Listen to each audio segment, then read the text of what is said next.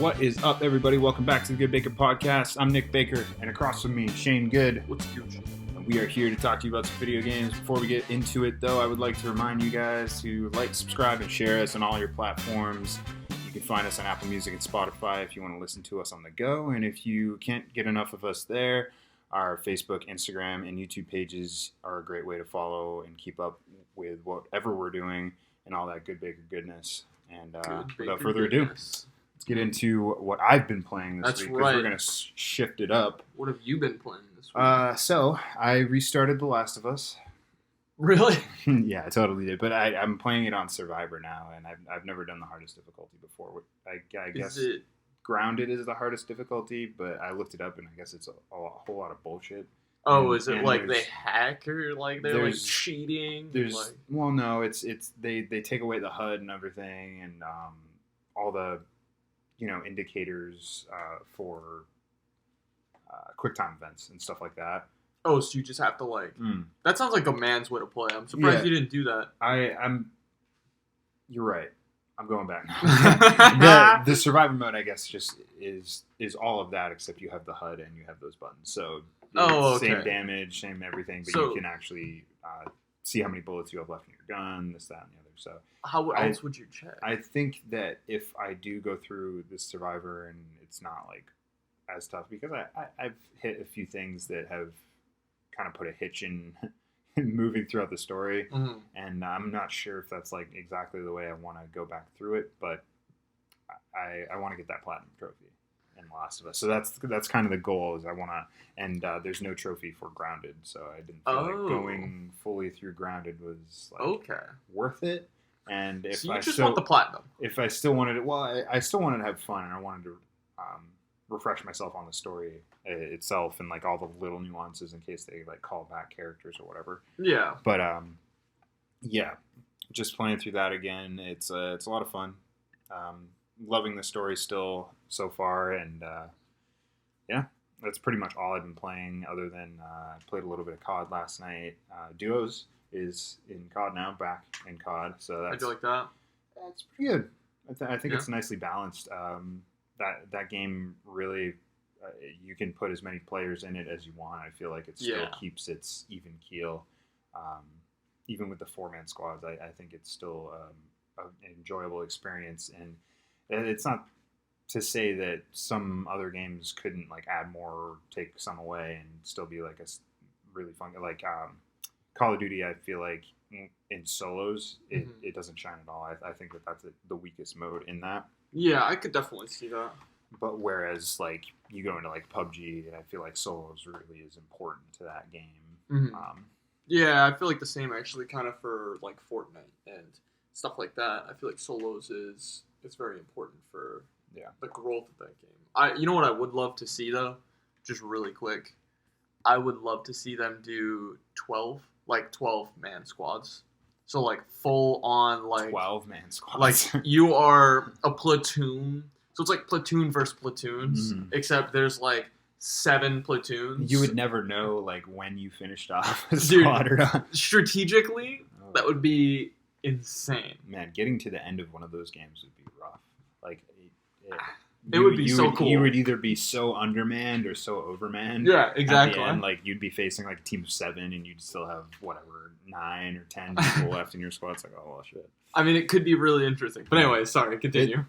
Future Battlefield Battle Royale, though. That's a great idea. I like that. But yeah, what have you been playing, man? You've been playing some new stuff. I have. I bought a new game. That was me falling back in my chair. Because the chair actually is a little squeaky. And it just snaps. That would be an interesting podcast. Oh, yeah. No, so I've been playing Minecraft Dungeons. Yeah. So how is that? Surface level first impressions, when you first played through your first playthrough, what did you feel like? Okay, surface level. So for people that don't know, the Minecraft Dungeons has 3 different difficulties. I'm on currently the last difficulty with a power score of 90. So the game itself has some hiccups. I had a lot of issues getting the game to launch.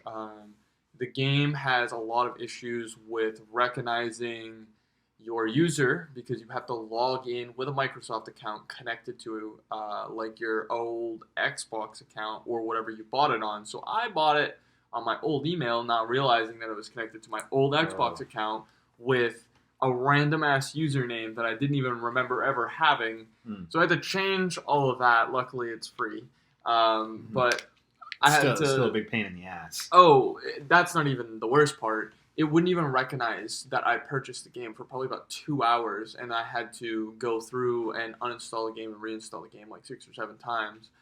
Luckily, it was small. Then I went to add my friends so I could play with them and spent an hour and a half trying to figure out why we couldn't add each other, only to find out I had to log in as an Xbox on my computer, add them as my friend so it would come up on my Microsoft that they were my friends, then go back and be able to play with them on computer. So we've talked about this so many times where it's like, you know what? Apple may be kind of shitty in the expensive department, but at least what they put out is well polished and very good. Microsoft's just like, you want a bunch of features that kind of maybe work sometimes?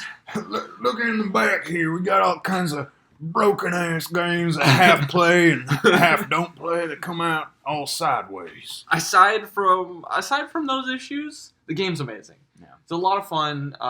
It's exactly what I kind of like wanted. It's exactly what I thought it would be when it comes to like a entry-level dungeon crawler.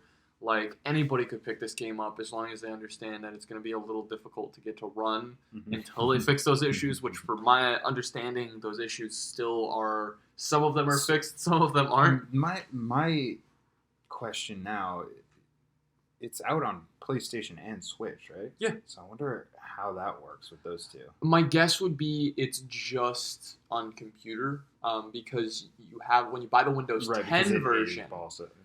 So, yes. So when you buy the Windows 10 version, because you technically buy it for a computer and Xbox now, it uses the Xbox Microsoft login. It's kind of a pain, but like the game's a lot of fun. Probably have like 20 hours or 15 hours into it over the past, like, whatever, it's been a week and a couple days or something. That doesn't seem like a lot going through the campaign. Now you're on your third go? Yes, it's not like a big campaign. It's not like a huge. Okay. Yeah, I think there is 9 maps if I remember right. There's 1, 2, 3, 4, 5, 6, 7, 8, 9, 10. There's 10 maps. And you run through those 10 maps. Like, you kind of grind those 10 maps. Each one of those maps has a different set of gear that the map can drop. And every extra difficulty that you add adds different types of gear that the map can drop. So it kind of keeps it fresh and a reason to keep going through them. And then every map has a requirement. It's not a requirement. It's like a suggested gear level. So like map 1 is 1 to 6, but it has a difficulty. Each map has a separate difficulty in itself that you can increase to increase the gear level. So like you'll continue to gain gear at X point. Okay, yeah. So sort of like Destiny, how they have their like once you complete the whole campaign, you can go back through it on whatever insane difficulty. Exactly. You get like a gold tier gear instead of like a purple or whatever. Yeah. However Destiny works nowadays, I don't even know how that's going. But yeah, so that's very similar to how it works. And the gameplay is enjoyable. The mechanics of the game are fun to play with, and the builds like that you can kind of create are a lot of fun. Finding some of the gear can be a pain in the ass. So, but are there classes? There's no classes. No classes. So anybody can play. Is it just weapon based? Yep. Okay. So, like my favorite weapon is the dual daggers. I like dual daggers with the like basically like a skeleton armor that gives you 3% lifesteal based off of your attack damage. So what I do... So your DPS turns to health. Everything can stack as well, and there's these mushrooms that increase your attack speed. So you get 2 mushrooms that increase your attack speed with Radiance as an enchant on your weapon, which you have a 30% chance that when you hit, you heal for my power level, it's 300. Wow. So every 30% or 10% chance that every hit, I heal 300. I'm dealing like 7 attacks a second. So essentially, as long as I am close, I heal 3% of my base attack with a 10% chance to heal off of it. Nothing kills me. Unless it kills me in one shot, which does happen. The bosses can one-shot you pretty easily if you're not paying attention. But yeah, it's like... it's a lot of fun. The game does look like a lot. I looked at a few streams. It's hard to grasp like the actual, like I said, class-basedness or weapon-basedness from just watching the game. Because nobody ever goes through the menus. They're just fucking hacking and slashing. But pretty much. Yeah, so that looks like a whole lot of fun. I'm glad you're dipping your toes into some different games. But I hear you're still playing some old stuff. Oh, yeah. I'm still playing some League of Legends, which actually just came up with a little bit of big news. And if you want like a really big rundown of it, you could go to Pro Guides. I have a YouTube channel, and they do weekly or daily updates damn near on League of Legends that changes. They talked about patch change. They talk about what's going on in the community, stuff like that. I get a lot of my information from them, and they recently just put out a video, which is part of what I wanted to say, which is League of Legends wants to get rid of promo series, which is really, really big for people like myself. So what's the promo series for people who don't know? Promo series, when you're playing ranked, right? Mm-hmm. And you go 7 wins in a row, and you just destroyed. Like, you got from 0 LP to 100 LP, and you have 2 bad games. That 7-game win streak means nothing. Oof. You go right back down. Because if you lose your promos, it doesn't matter if you've had a 10, 12, 15, 20-game win streak. If you lose that promo series, it's all, it's just what you did was... Right, so all that other stuff was just pretty much warm up for the big deal. Pretty much. Damn. It's just to prove that you're... able to get to the promo series, and the promo series is the big shebang. So what they're gonna do is they're gonna get rid of the promo series, which will do 2 things. When you go up a division and you actually qualify and you win your promo series like it is right now, you have 5 games. You are allowed to lose the first 5 games in that division before you demote. And that, it's like a grace. So, if you... And is that in a row, or can you, in a row. Win one, lose one? Nope, in a row. You have to lose the first 5 games in a row. If you win one, then you can only lose 3 in a row. And that's how it...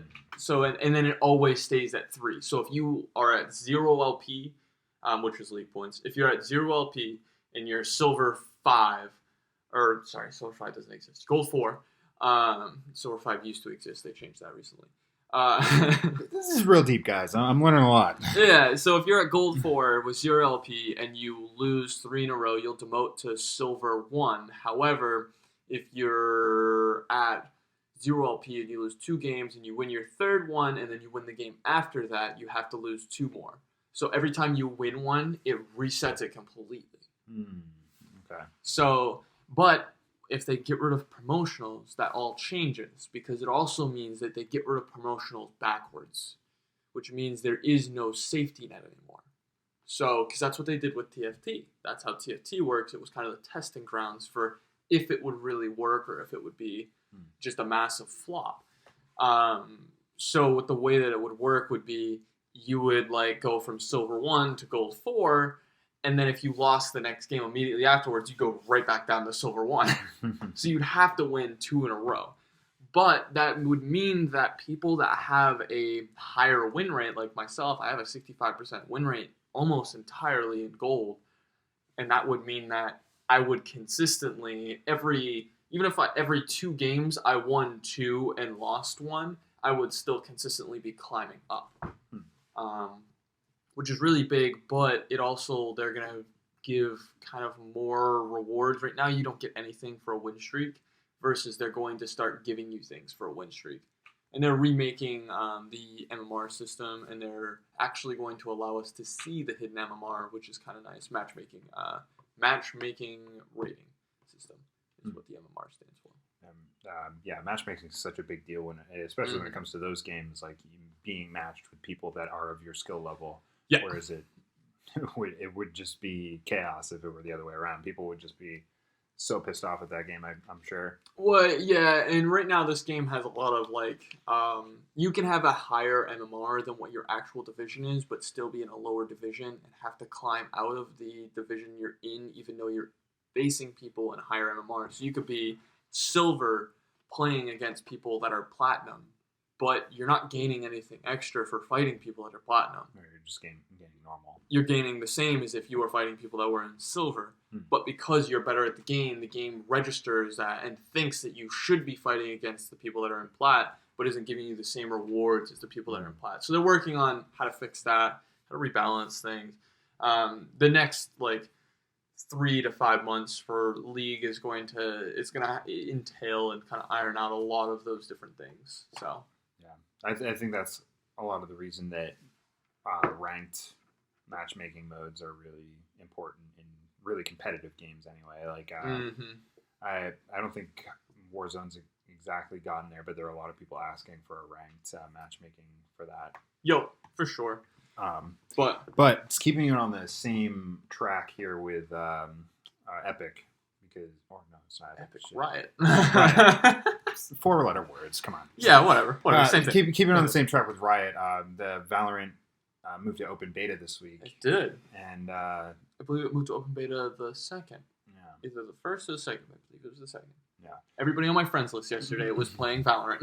Yeah, that game actually made quite a big splash, especially in the Twitch community. It was all you could see on the front page of Twitch. So it's like CS:GO with skins. Yeah. So have you gotten into it? Have you tried it? I did download it. I need to uninstall a couple games from my hard drive because it's a big game and I just don't have the space. How big is it? I think it was 40 or 50 gigs, which is pretty common. I downloaded Phantasy Star Online too, which is a game that just released on the 30th. Right, yeah, that's localized recently, right? Yeah, it's a game that's been out since 2011, but it was out in, I think it was Korea or Japan, or it was out in Asia, and it just finally came to the US, and I didn't realize I was downloading it, and that game is 110 gigs. And I was like... Those online games, though, the MMO style, Final Fantasy Online, I think is similar. Yeah, it was 90. Yeah. So, but yeah, I have to make some room. But I will be playing Valorant at some point. I've played a lot of Overwatch. I've played a lot of shooters. So I always find those ones super entertaining, and I'm sure the community is just as toxic as always. My good old Riot community. I'm sure they're super nice over there. Yep. Especially because you're so reliant on your team in those games. Oof. Yeah. I feel bad for anybody that's just getting into that now. The more reliant you are on a team, the more toxic it becomes. Yeah. Rainbow Six Siege. But anyways. Ben, here's looking at you. Literally. But I think it's probably best we go backwards through the list here. Yeah, at this point. We're into the topics of the week. But this one I thought was really interesting. I saw this morning on Twitter. I guess it kind of leaked yesterday, but you know how things go. THQ's canceled Avengers game footage leaked, and it was all over Twitter. The video is really interesting. It shows the 4 titular Avengers, Thor, Cap, the rest. Just moving through this unfinished world, but their movesets and their animations seemed pretty close to what I would consider a THQ game being finished. Yeah, I mean, it looked... If you don't consider the graphics, mechanically, it looked like they were pretty much done. Right, they were pretty much done with the idea of how combat was going to work. Yeah, maybe some balancing. Yeah, definitely some balancing. Oh, man. Iron Man's OP. Iron Man was just everybody in the room dies! Yeah, and he just kind of floats over everybody all right, see ya, now you guys just fight the rest of these guys, I'm going to go to this part. And, Yup. I guess the guys that were following around were AI, but at the same time, it's just so stupid to see him fly over platforms and all the rest of them just dive into a hole. Oh man, I guess that is true, man. In the comics, I think Thor could fly, right, with his hammer? Yeah, Thor can fly. I hope that's in the Square Enix version. I hope so too. Thor can fly. Technically, the Hulk doesn't. He can jump.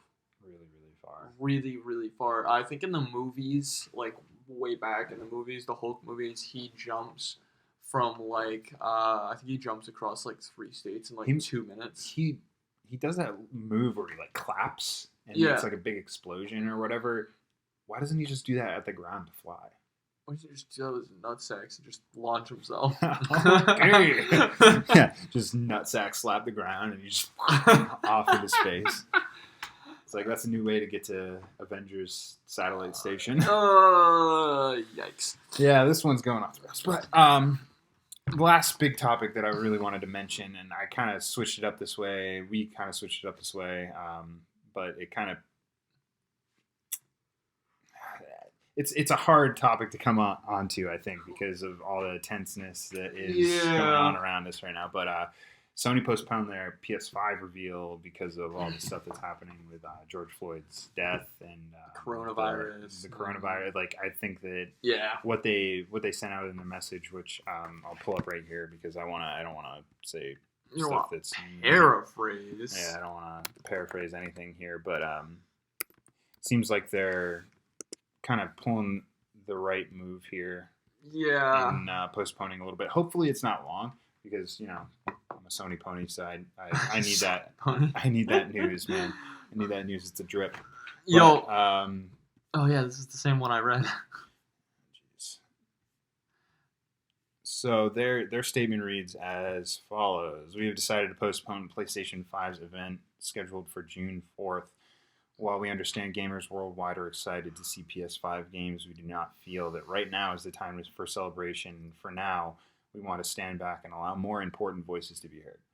Which, honestly, that's such a Japanese thing to do. I mean, it's... Like, I like it. Yeah, it's very respectful of everything that's going on, and not only for America, because, the George Floyd thing happened here, but you see all kinds of support going out in all kinds of different countries and protests happening everywhere in the world, and it's just good to see.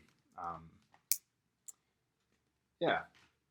I was so excited when they first announced it last week. I think it was like the 29th or something like that. Yeah, and it was pretty short too. They were like, "Hey, by the way, next week PS5." Yeah, that 16-second video. I watched that like 10 times.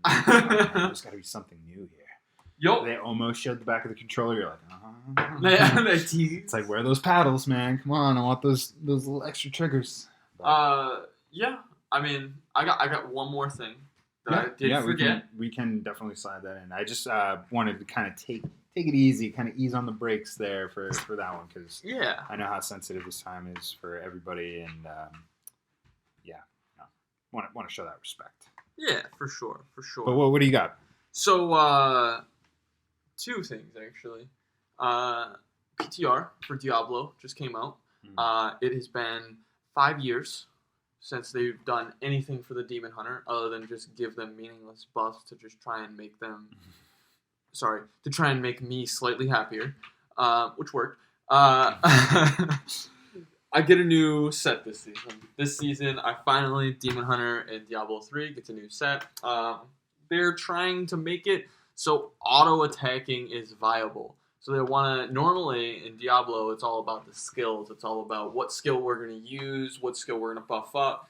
They're trying to make it so you're just bare bones auto-attack is like, and I mean like, I think the 6-piece gear set is 120,000% damage or something like that. What? Which is the buff that it needed to become kind of viable. Wow. And now it's going to settle down to like, all right, well, our auto attacks are viable. What the hell are we going to do with 7 skill slots or 8 skill slots? So now it's this big race of like everybody who knows a lot about Diablo to figure out like, what the fuck are we going to do with this? Right. Because like, it's great. Don't get me wrong. It's fantastic. And they buffed a ton of gear revolving it. They made it so they took a piece of gear that had it had basic attacks. It had 50% increased damage on basic attacks, and they put it to 300%. So they've added that, and that's a more multiplier on top of 100 or 120,000. So like, It's just a bunch of baloney. So you just have your fucking calculator out next to you when you're playing Diablo? You don't even understand. No, not even a little. Dude. We literally EVE Online, PoE, Diablo. It's all freaking calculator simulator. It's just how much damage can we get out of what to do when. How many numbers can I make this guy spit out? Pretty much. But on other note of Path of Exile, because of Diablo released information, Path of Exile has to come. They're direct competition. Very, very AMD, Intel, very Microsoft, Sony. But anyways. I like it. Yeah. I like that rivalry. And I'm a bitch for both, but that's beside the point. They released their new season, which is or not released their new season, but they released information on their new season, which, by the way, is probably the weirdest season I have ever seen anything about. I can't remember exactly what the name is. I believe it's the Harvested. Harvester. Basically, it's kind of like Stardew Valley meets Diablo. It's a really weird, the Harvest. It's just called Path of Exile's Harvest. So essentially, you're going to find seeds throughout your travels in the maps, and you're going to be able to plant seeds in some sort of area and grow an army that's catered to be able to not fight against you well, and then you're gonna fight the people that you grew and kill them, and you'll be able to customize kind of the loot. And then you get the loot, but it's not normal drop loot. Some of it is, but you're also getting seeds that allow you with a new sort of workbench to craft a new way to add extra modifiers that are new to the game onto weapons that are not already rare. So they're just trying to be complicated for complicated sake, right? It's Path of Exile. I don't know if you've ever seen that skill tree. Oh no! It's massive. You showed me for sure. There's a lot of ways to go. Yes. So I'm not. Everybody that I know is I don't think I'm gonna play this season. This just looks like a pain in the ass. Yeah. I obviously will probably. We all play. Everybody that says they're not gonna play is lying through their fucking teeth.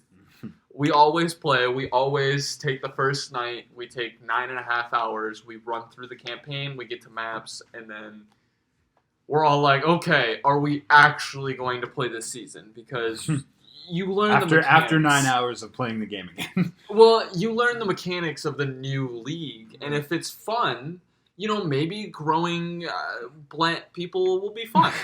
I don't know. And that is everything we have today.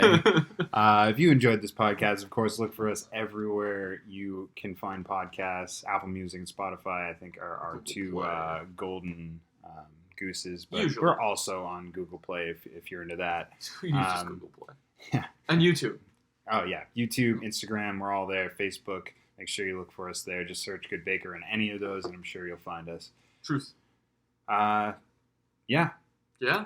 Be good to each other, everybody out there, because there's just no better time to say that than right now. You know what? That makes sense. Yeah. Cut the baker. Be good. Yeah. Good. And that's it. Peace. Peace.